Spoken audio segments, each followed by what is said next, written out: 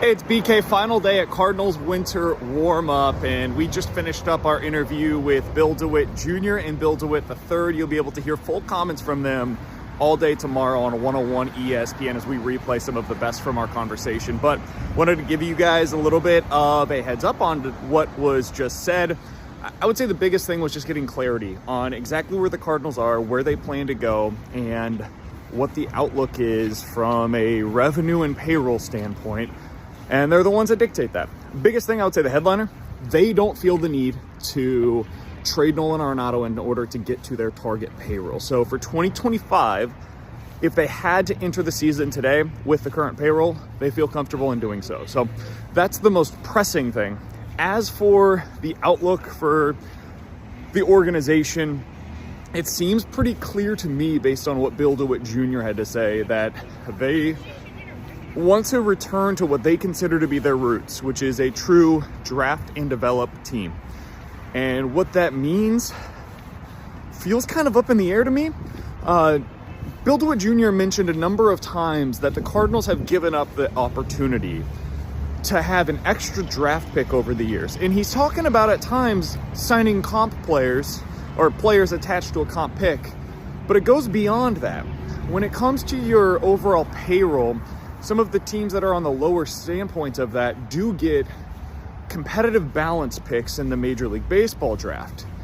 And in order to get those, you have to be lower in the payroll rankings. So we asked the question of what does that mean for the future? Is that just a 2025 thing? Is this a long-term thing? And the answer a number of times was payroll is something that we dictate on a year-to-year basis. So it doesn't seem clear to me just yet what the outlook is for payroll in future years. And I'm not sure that they could give you a firm answer on that just yet. And obviously that's dictated by revenues, and that's totally understandable, but I do think that's one thing, because I think Cardinals fans for the most part are on board with this retool. I think the thing that people are having a hard time understanding, if my read is correct on this, is what this means for the Cardinals, not just for 25, but beyond. Is this going to be a team that operates the way that the Guardians and the Rays do? Or are they going to supplement the way that they used to with, Jim Edmonds or Scott Rowland or Nolan Arenado or Paul Goldschmidt, future Hall of Fame players that they're able to bring in and sign to market rate deals or to bring in their contracts that are already at market rates? And I'm not sure I have a great understanding just yet as to where they're at on that. So the biggest things today, Cardinals payroll right now, they needed to come down. They said this is just the reality of where they're at as an organization. They're returning to their roots of becoming a draft and develop organization. And beyond that, I think there's still a lot of uncertainty as to what things look like for the St. Louis Cardinals beyond 2025.